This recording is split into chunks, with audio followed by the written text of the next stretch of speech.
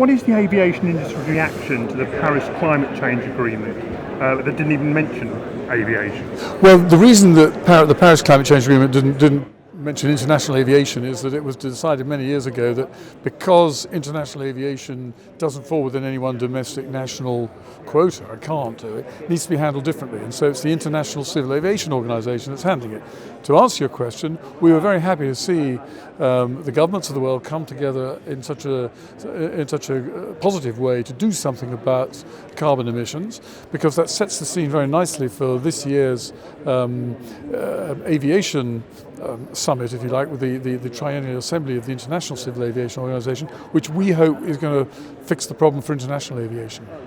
So why do you think it is that the different transport modes aren't really working together to decarbonise? Well, international aviation is very different from trains or cars or buses.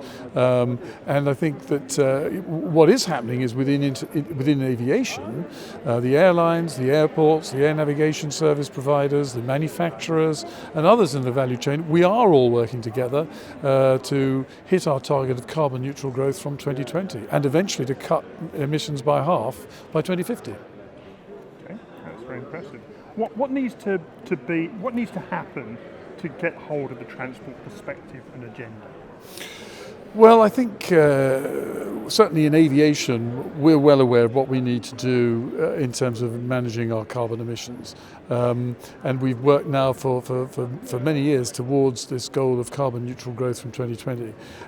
So we're very clear what we need to do. What needs to happen now is for governments to step up and agree among themselves the scheme and the system that's going to work to make sure that airlines mandatorily offset a portion of their emissions so that we can achieve that carbon neutral growth. It's now the role of governments.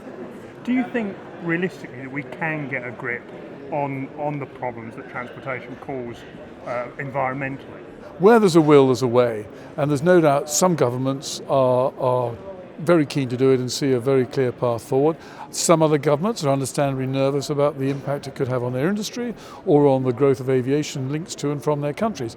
But I think that there is definitely room for the sort of compromises from both sides that could lead to a successful agreement. How important is something like ITA in setting the transport agenda?